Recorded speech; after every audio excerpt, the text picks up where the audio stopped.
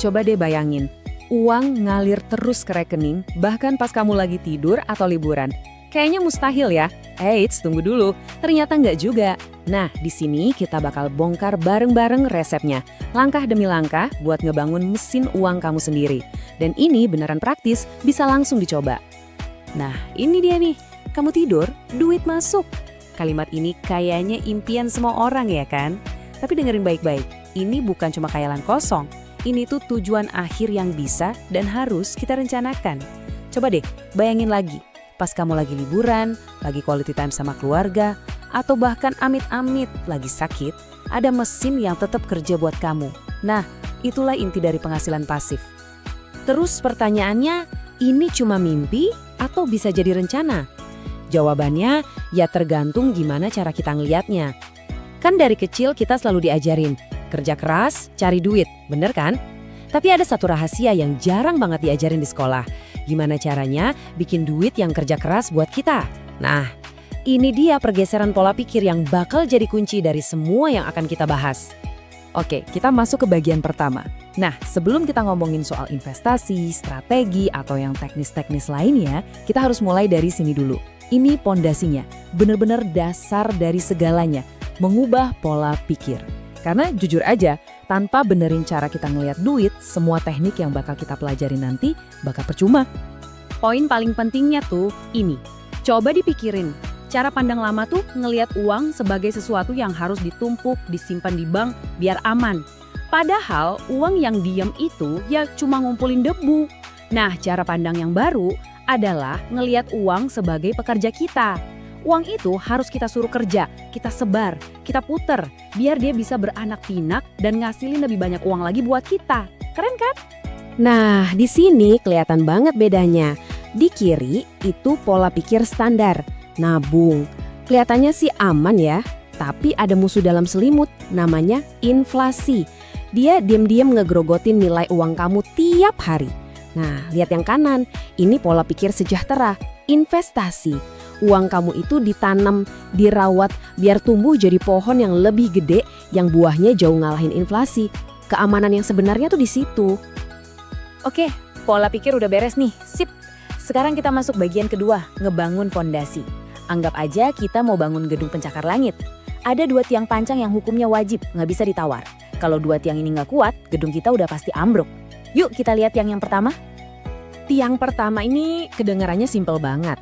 Tapi justru ini yang paling sering dilanggar. Namanya arus kas positif. Artinya ya sesimpel itu. Duit yang masuk harus lebih gede dari yang keluar. Titik, nggak pakai koma. Kamu nggak bisa bangun apa-apa di atas fondasi yang rapuh.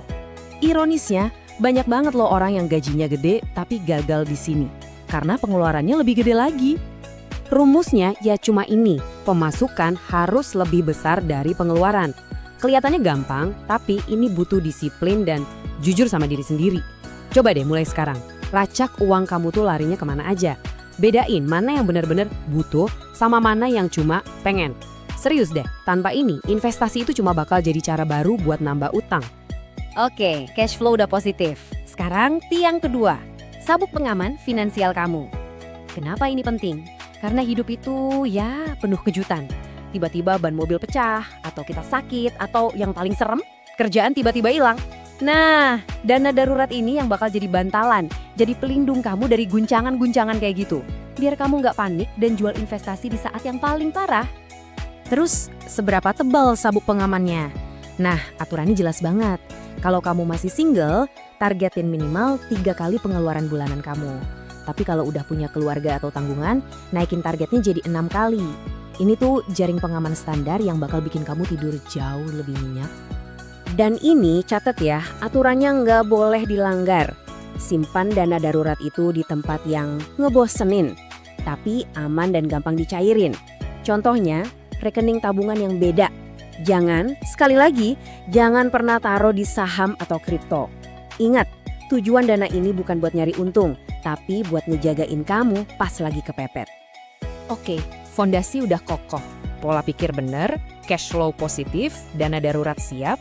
Sekarang saatnya bagian yang paling seru. Kita bakal nyalain mesinnya. Kita pindah gigi nih, dari mode bertahan ke mode menyerang. mode menumbuhkan kekayaan. Mitos pertama yang harus kita ancurin sama-sama, investasi itu buat orang kaya doang. Investasi butuh modal gede. Please, itu zaman dulu banget. Sekarang, gara-gara teknologi, kamu bisa mulai investasi cuma modal seharga segelas kopi kekinian. Pintu gerbang yang dulu kelihatan tinggi banget, sekarang udah kebuka lebar buat semua orang, termasuk kamu.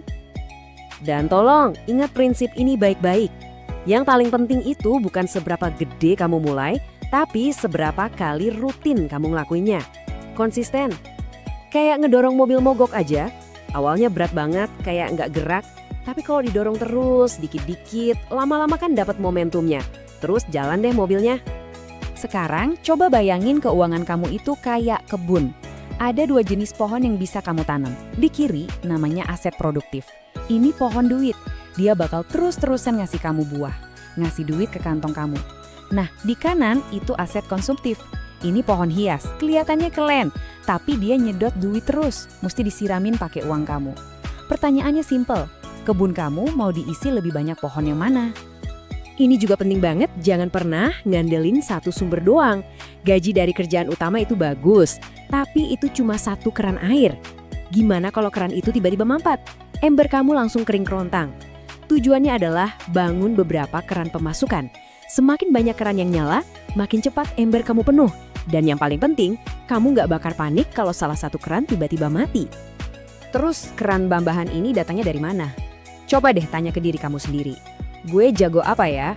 Mungkin jago nulis, jago desain, atau gue punya apa yang bisa disewain? Mungkin ada kamar kosong atau kendaraan yang jarang dipakai. Mulai dari yang ada di sekitar kamu aja, nggak usah yang ribet-ribet. Nah, ini dia rahasianya. Kita sebut aja lingkaran kekuatan. Lihat deh alurnya. Duit dari kerjaan sampingan itu jangan dipakai buat foya-foya. Jangan buat nambah gaya hidup. No, uang itu langsung kita pakai buat nanam lebih banyak pohon duit alias aset produktif. Nanti pohon-pohon itu kan berbuah, ngasilin duit lagi. Duitnya ya dipakai buat nanam pohon lagi. Terus saja muter gitu. Ini yang bikin prosesnya jadi ngebut. Oke, kita udah sampai di bagian keempat. Ini kayak kunci masternya. Bumbu rahasia yang ngikat semua yang kita bahas tadi. Soalnya semua strategi tadi bakal sia-sia tanpa yang satu ini. Ingat, ngebangun kekayaan itu bukan lari sprint, tapi lari maraton. Butuh napas panjang, butuh sabar, dan butuh konsisten. Udah, lupain deh yang namanya skema cepat kaya. Itu cuma mitos. Keajaiban yang sebenarnya itu jauh lebih keren. Kayak efek bola salju. Namanya compounding. Gampangnya gini. Duit kamu ngasilin anak. Nah, anaknya ini nggak diem aja, dia ikut kerja bareng induknya buat ngasilin cucu.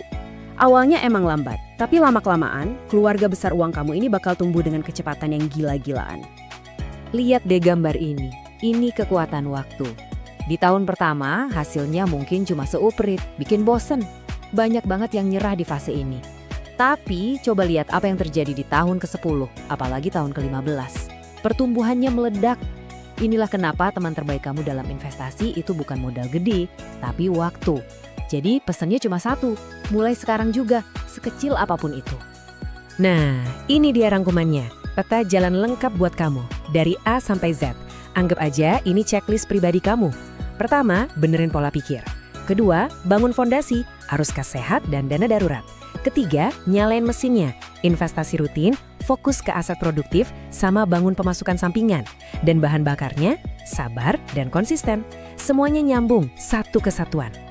Tapi dengerin, semua yang kita omongin dari tadi itu bakal percuma kalau cuma jadi pengetahuan di kepala. Beda antara mimpi sama rencana, itu cuma satu, tindakan. Jadi, tantangan dari saya buat kamu simpel aja. Jangan abis ini ditutup terus lupa. Ambil satu tindakan, satu aja, hari ini juga. Jadi, pertanyaan terakhir buat kamu. Apa satu langkah kecil yang bakal kamu lakuin sekarang juga setelah ini? Apa mau langsung nyatat pengeluaran? Atau buka rekening baru buat dana darurat dan transfer 100.000 pertama? Apapun itu, putusin sekarang. Karena mesin uang kamu yang gede di masa depan itu dimulainya dari satu langkah kecil yang kamu ambil hari ini.